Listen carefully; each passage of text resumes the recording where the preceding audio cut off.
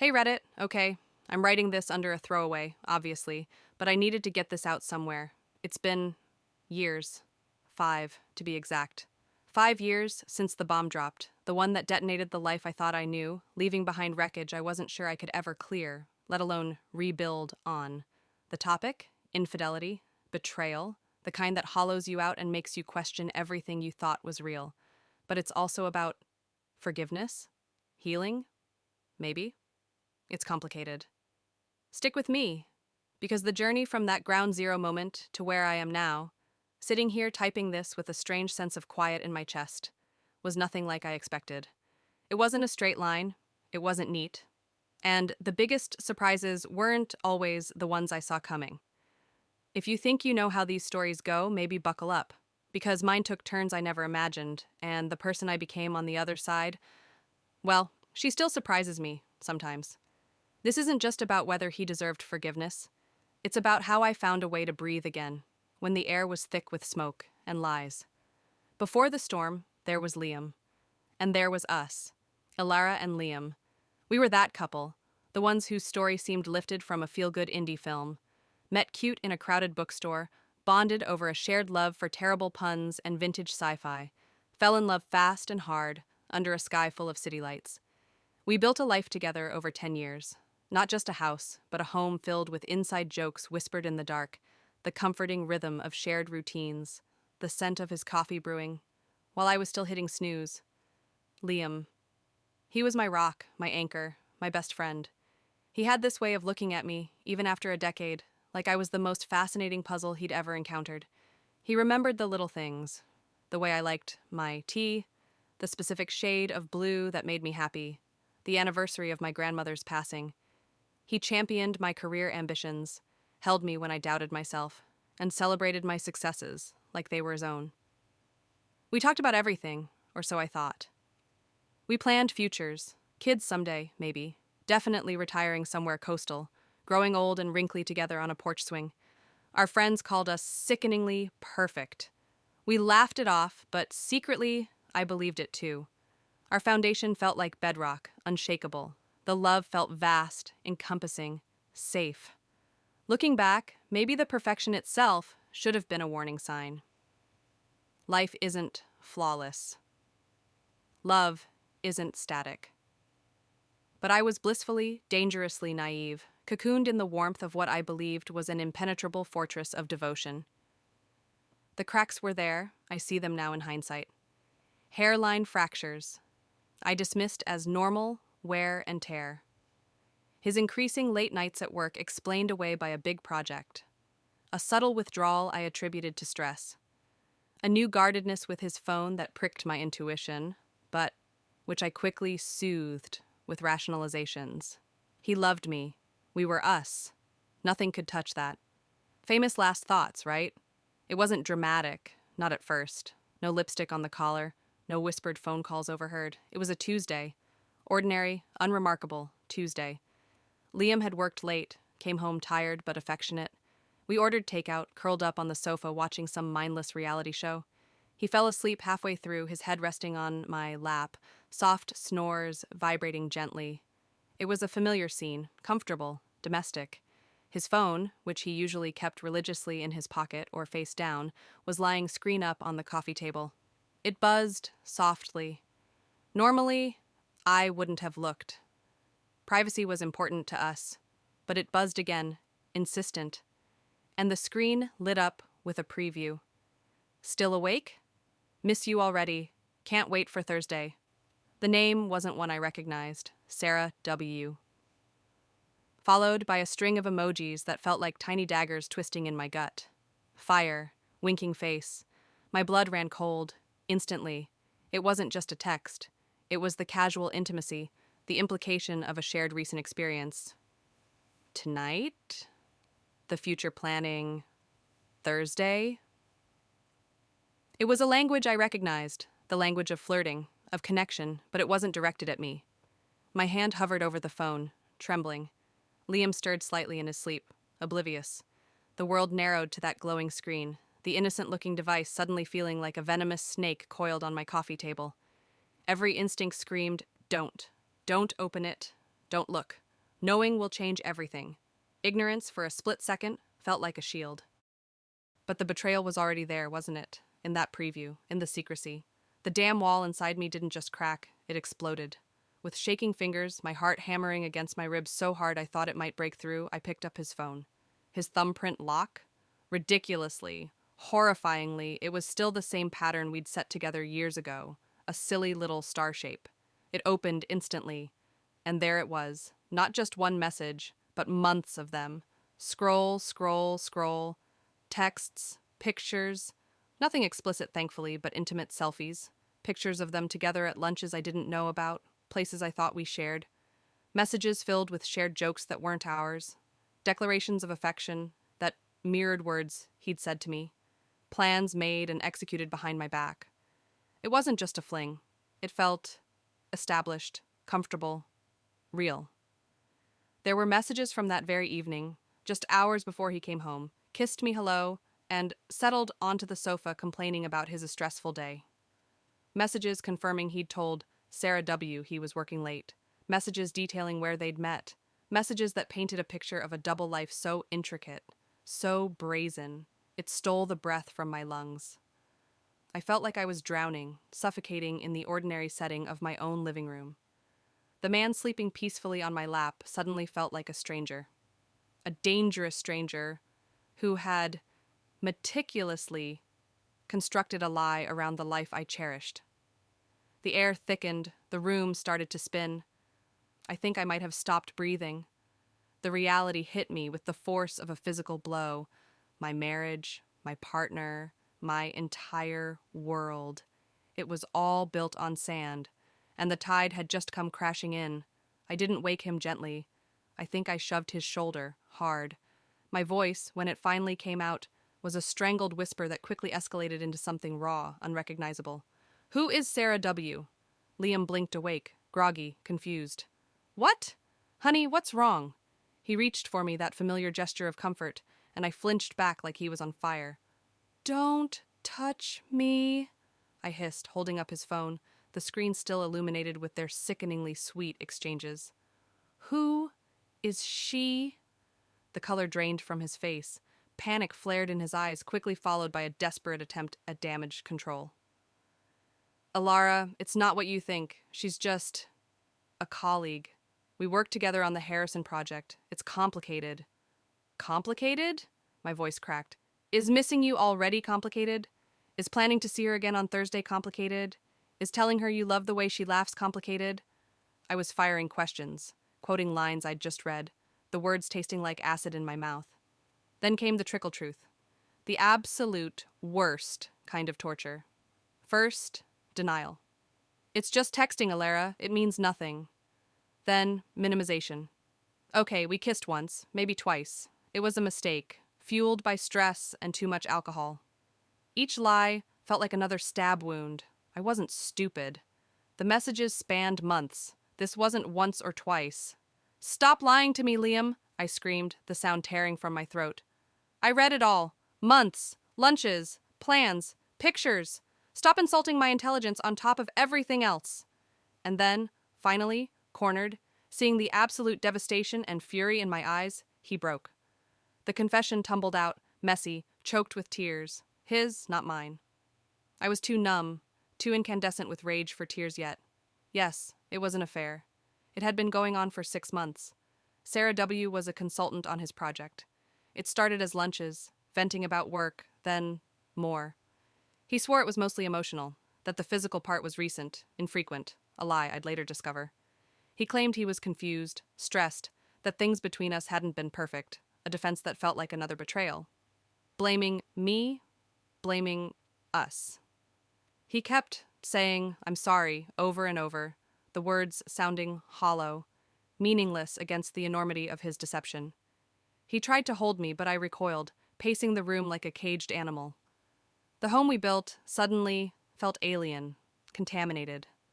Every object held a shared memory, now tainted. The photos on the wall seemed to mock me. "Get out," I finally managed, my voice eerily calm after the storm of shouting. "Get out of my house, now." He protested, pleaded, begged to talk, to explain, but I couldn't breathe the same air as him. The betrayal was a physical presence in the room, suffocating me. Seeing the man I loved crumble, realizing the depth of his lies, the calculated choices he made every single day for 6 months to deceive me, it shattered something fundamental inside me. Not just my heart, but my perception of reality, my trust in my own judgment. He eventually left, taking a hastily packed bag, his face a mask of despair. The click of the front door closing echoed in the sudden, deafening silence.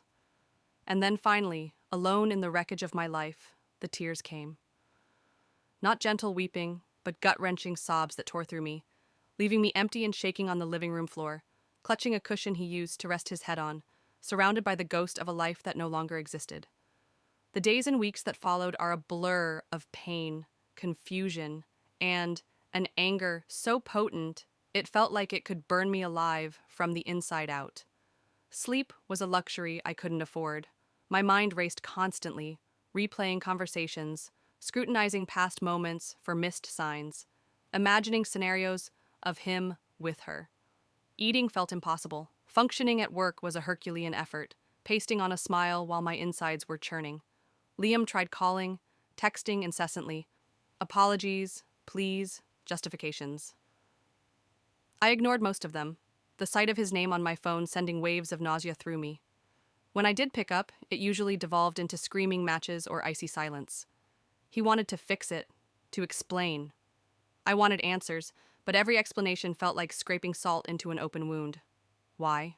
How could you? Did you love her? Did you ever love me? The questions circled endlessly, offering no peace. Telling people was agony. My sister was fiercely protective, immediately wanting to slash his tires, metaphorically, mostly. My best friend listened patiently for hours, holding my hand while I cried or raged. My parents were heartbroken, oscillating between anger at Liam and concern for me. Some friends were awkward, unsure what to say. A few offered platitudes like, maybe it was just a mistake, or men are like that, which made me want to scream. They didn't understand the depth of the betrayal, the calculated deception, the shattering of trust. I became obsessed. I needed to know everything. I demanded details from Liam during our strained, painful conversations. Where did they go? What did they talk about? When exactly did it start? When did it become physical? Each answer was another twist of the knife, yet I couldn't stop asking. It was a morbid compulsion, like picking at a scab, hoping to understand the wound beneath, but only making it worse. I even, in a moment of pure, self-destructive madness, found Sarah W. on social media. Staring at her smiling profile picture, trying to understand what she had that I didn't, was one of the lowest points. It achieved nothing but pouring more fuel on the fire of my insecurity and pain. I started individual therapy almost immediately. My therapist, Dr. Hansen, was a calm presence in the storm. She didn't offer easy answers or push me in any direction. She simply created a space where I could unpack the chaos in my head, validate my anger and grief, and start to untangle the knot of emotions strangling me. She helped me see that his choices were about him, his flaws, his issues, his decisions, not a reflection of my worth. Intellectually, I understood. Emotionally, it was a much harder climb. The why still haunted me. Was I not enough? Not pretty enough, smart enough, exciting enough? The self-doubt was a constant, insidious whisper. Liam, meanwhile, was a mess. He moved into a temporary apartment, seemed genuinely remorseful, lost weight, looked haunted. He started his own therapy. He kept saying he'd do anything, to earn back my trust, to fix what he'd broken. But how do you fix something so fundamentally shattered? Trust isn't a vase you can glue back together. It felt more like glass ground into dust. Months passed in this agonizing limbo, living separately, communicating sporadically and painfully, attending therapy individually. I was slowly, painstakingly, starting to function again. The raw, bleeding agony began to dull into a persistent, heavy ache. I started sleeping a little better, eating more regularly. I threw myself into work, into exercise, into reconnecting with friends who had rallied around me. I was building a lifeboat for myself, in the middle of the ocean of my grief. The question of what next loomed large. Divorce felt like the obvious logical step. Everyone expected it. Part of me craved the clean break, the closure. But another part hesitated. 10 years. A decade of shared history, love, laughter, dreams. Was it all garbage now? Could one catastrophic failure erase everything that came before? Liam wasn't making it easy to just walk away. He wasn't just apologizing anymore. He was trying to show genuine change. He sent letters, handwritten, pouring out his remorse, his self-loathing, his understanding, finally, of the depth of pain he'd caused. He detailed what he was learning in therapy, about his own insecurities, his conflict avoidance, his flawed coping mechanisms that led him down that path. He wasn't making excuses, but he was trying to offer explanations. He provided complete transparency, phone access, location sharing, things I hadn't even asked for, but he offered. He cut off all contact with Sarah W. definitively and provided proof. He answered my painful questions, even when it clearly gutted him to do so. He seemed broken, but also determined. There wasn't one single moment, no dramatic epiphany. It was more like a slow, dawning realization. Seeing his sustained effort, his willingness to sit in the discomfort of my pain without defensiveness started to chip away, just slightly, at the wall I'd built. And then there was a memory that surfaced one lonely evening. A memory from years ago when my father was seriously ill. Liam had been my absolute rock. He slept in uncomfortable hospital chairs, held my hand, managed logistics, listened to my fears, all while juggling his own work. He had shown me profound kindness, unwavering support, deep love. Was that man completely gone? Or was he buried somewhere underneath the wreckage of his terrible choices? Dr. Hansen had also gently challenged me. What do you want, Alara? Not what do others expect, not what seems easiest, but what does your core self, beneath the hurt and anger, truly want? And the terrifying, confusing answer that started to surface was, I didn't know if I wanted to lose him completely. The love, battered and bruised as it was, wasn't entirely extinguished. The history wasn't meaningless. The thought of trying, truly trying, to see if this catastrophic break could somehow be navigated felt both insane and compelling. It wasn't about forgiving him easily or forgetting. It was about asking myself, is there enough left here, enough potential for genuine change and repair, to even attempt the long, arduous road of potential reconciliation? It felt like standing at the edge of a cliff. Jumping off, divorce, seemed like the safer, more predictable fall. Trying to climb back up the treacherous rock face with the person who pushed you, that felt terrifyingly uncertain, but maybe, just maybe, worth exploring. I decided, cautiously, hesitantly, to agree to couples therapy. Not as a promise of reconciliation, but as a step towards understanding if it was even remotely possible. Couples therapy was hell. Pure, unadulterated hell, at least initially. Sitting in a room together, dissecting the affair, my pain, his motivations, under the guidance of a therapist, a different one, specialized in infidelity recovery, was excruciating. There were sessions where I raged, sessions where I wept uncontrollably, sessions where Liam choked on his words trying to express his shame and regret without sounding like he was making excuses. Our therapist, Dr. Lee, was direct but compassionate. She forced us to confront the ugliest truths. We had to talk about the affair in detail, not for salacious reasons, but for Liam to demonstrate full ownership and for me to feel heard, to ask the questions still burning inside me. We had to explore the dynamics in our relationship before the affair, the communication breakdowns we'd ignored, the needs that weren't being met, on both sides, though Dr. Lee was clear that nothing excused infidelity. The patterns that created vulnerabilities. Liam had to learn true empathy, not just saying sorry, but truly sitting with my pain, understanding its contours, validating it even when it was uncomfortable or accusatory. I had to learn to manage the triggers. A certain song on the radio, driving past a restaurant I now knew they'd frequented, Liam working late even for legitimate reasons. Anything could send me spiraling back into suspicion and anger. Learning to voice those triggers and for Liam to respond with reassurance and transparency instead of defensiveness was a slow, painstaking process. Trust wasn't rebuilt overnight. It wasn't even rebuilt month by month. It was rebuilt moment by moment. A moment where Liam proactively shared his schedule, A moment where he answered a probing question honestly, even when the truth was difficult. A moment where he noticed I was withdrawing and gently asked what was wrong, prepared to listen without judgment. Each tiny instance was like adding a single grain of sand back to the foundation. It felt infinitesimally small, yet cumulative. There were countless setbacks. Arguments flared up, old wounds reopened. Days when I woke up convinced I couldn't do it, that the betrayal was too deep, the scar too raw. Days when I looked at him and saw only the liar, the betrayer. Days when I packed a bag, ready to walk away for good. One of the biggest shifts came during a particularly raw therapy session. We were digging deep into Liam's why. Not the surface reasons, stress, opportunity, but the root causes. Dr. Lee pushed him. And what emerged wasn't simple boredom or lust. Liam, outwardly confident and successful, confessed to a deep-seated insecurity he'd carried since childhood, a feeling of never being quite good enough. He admitted that, somewhere along the line, he'd started feeling inadequate in our seemingly perfect relationship. My recent promotion, my growing confidence, things he intellectually celebrated, had paradoxically triggered his own dormant fears of being left behind or not measuring up. He described the attention from Sarah W.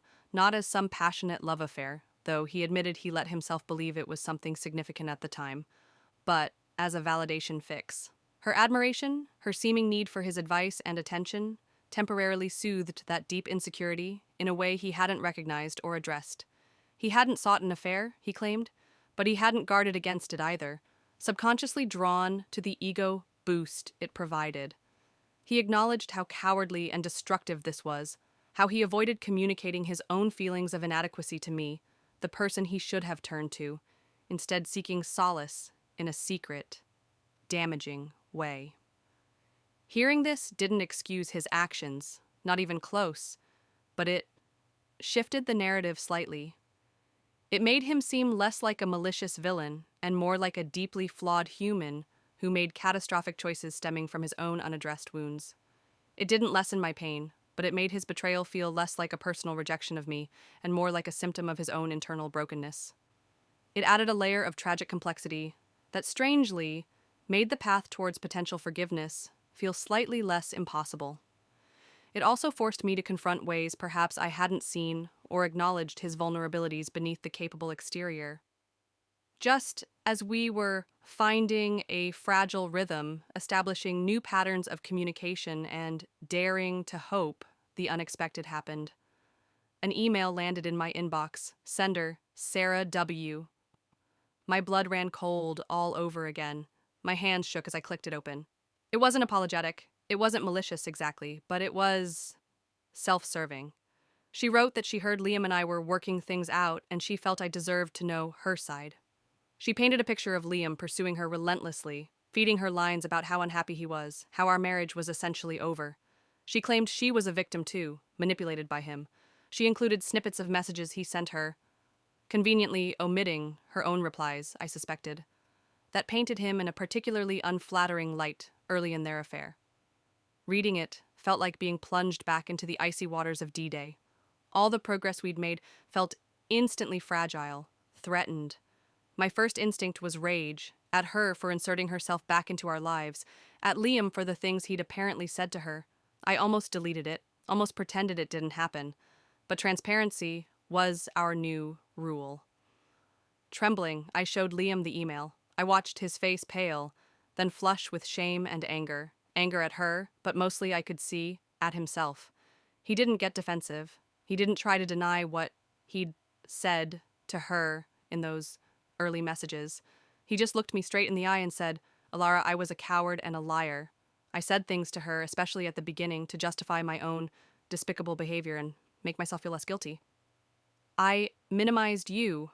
I minimized us, because acknowledging the truth, that I was betraying someone wonderful, someone I loved, for my own selfish reasons, was too hard to face. There is no excuse for what I said then, just as there's no excuse for what I did. What she sent you, it's part of the ugly truth of who I was during that time. All I can tell you is that man is not who I am trying to be now, and not who I want to be ever again. His raw honesty, his refusal to deflect or minimize, even when confronted with his own ugly words, was surprisingly pivotal. It showed me how far he'd come. Instead of driving us apart, her email ironically became a moment that solidified our commitment to navigating this mess together.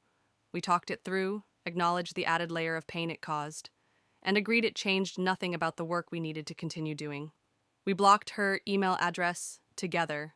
It was another small, painful step on the path